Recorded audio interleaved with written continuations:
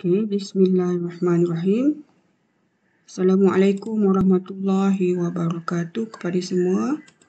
Okay, so sekarang ni saya nak briefing sikit berkenaan dengan kursus kita. Okay, specifically untuk mencapai CLO 5 ni. Okay, so in order to kamu semua mencapai CLO 5 ni, okay, saya rasa saya dah terangkan sebelum ni. Apa yang kamu perlu buat ialah, okay, tengok dulu.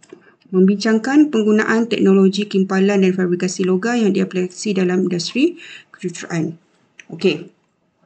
So, di sini kamu akan dinilai berdasarkan 3 kriteria ini. Yang pertama, perbincangan kumpulan secara online 5%, melalui perbahasan 5% dan melalui penilaian rakan sebaya sebanyak 5%. Okay, so di sini akan cover 15%. Okay, so okay, apa yang kamu perlu buat? Okay, right. So di sinilah saya nak tunjukkan. So bendanya ada di sini. Di sini ni 555 akan ada 15%. Okay, so next. So what you going to do is di sini. Okay, untuk kelas saya, kelas section 2 bersama saya, okay, saya telah keluarkan kertas undi kan hari tu. Okay, there are 2 isu yang saya dah raise hari tu, iaitu isu pertama berkenaan dengan fully automated welding is possible. Okay, maksudnya kimpalan automatic fully dan juga yang semi auto mungkin adalah possible untuk dijalankan ataupun untuk digunakan nowadays lah. Dan isu kedua ada yang dapat welding may create health issue to welder.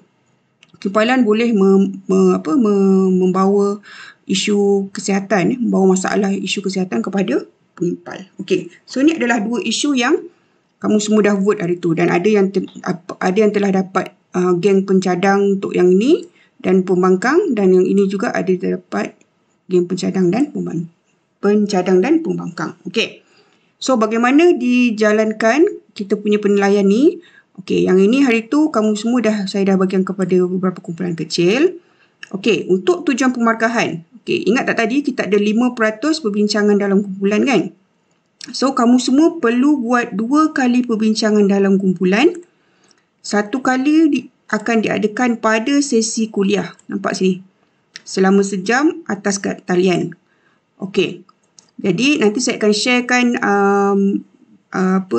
sheet ni di dalam e-learning dan kamu boleh baca. Yang ni saya akan bagi tahu dulu. Okey, perbincangan itu perlu dibuat melalui Google Meet. Okey, so Google Meet ni kamu yang kena jadi host sendiri, ahli dalam kumpulan salah seorang perlu jadi host dan kamu perlu tekan record pada Google Meet sebagai bukti perbincangan dan upload di dalam e-learning. Nanti saya akan sediakan folder. Alright. Second one, sesi perbincangan akan berjalan melalui chat juga di dalam e-learning tu. Saya akan sediakan satu chat room untuk setiap kumpulan. Dan kamu perlu chat di situ. Maknanya chat lah macam kita WhatsApp type. Okay, yang ini ingat, yang ni kamu kena meeting secara bercakap lah, secara lisan, verbal. Yang ni secara non-verbal, secara chat. So 2 kali ni perlu direkodkan. Okay, yang ini memang dah, kalau once kamu guna je chat e-learning tools ni, dia memang dah ada automatic dalam e-learning. Untuk Google Meet kamu perlu tekan record. Right, dan upload dalam e-learning. Okay. Okay, 2 ni yang saya nak tengok, yang saya akan nilai untuk bagi 5 markah. The rest tu kalau kamu nak buat offline, terpulang. Alright. Kemudian daripada perbincangan tu, kamu perlu cari maklumat dan perbahasan akan dijalankan melalui Google Meet ataupun Webex. Okey, kita tengok keadaan. Kalau contoh yang kamu semua dibenarkan pulang selepas cuti raya, maksudnya kita kemungkinan boleh berjumpa secara face to face dan kita akan buat face to face lah. Kalau tidak boleh, maknanya kita akan buat melalui Webex atau Google Meet. Okey? So, masing-masing masuk dalam Google Meet atau Webex dan kita akan berbahas dalam online. Okey. So, yang ni kamu tengoklah. Okey, nanti baca.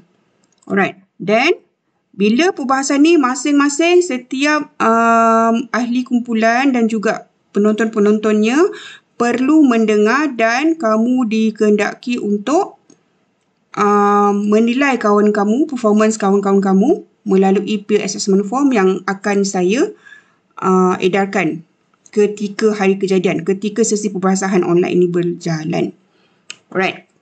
So, ini merupakan rubrik pemarkahan bagi 2 kali pembujaan online. So, this is what I'm going to measure lah, okay, untuk 5%.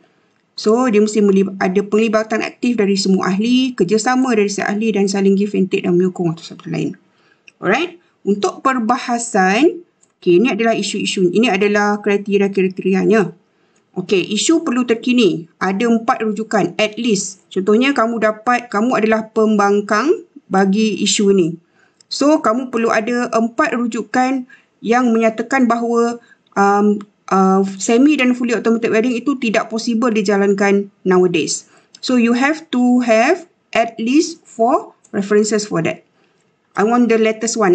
If possible, latest one lah. Kalau tak ada, jangan semuanya terlalu outdated, okay?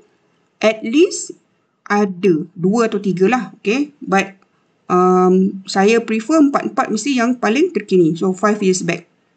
So, kita 2021, lebih kurang dalam tahun 2015 ke atas.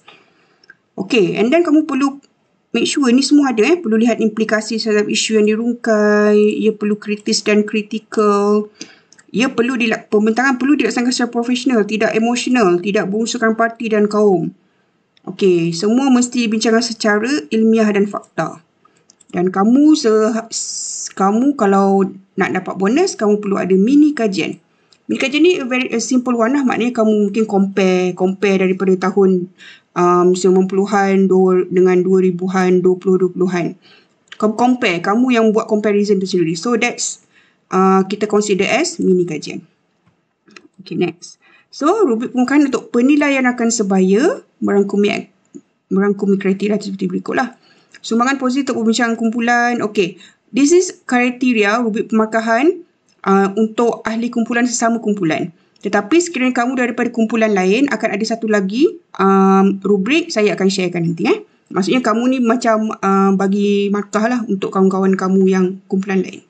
Okay, ini adalah penilaian untuk ahli sesama kumpulan.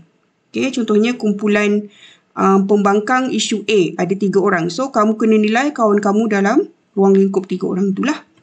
Okay, so rubrik pemarkahan ni macam yang saya berikan tadi.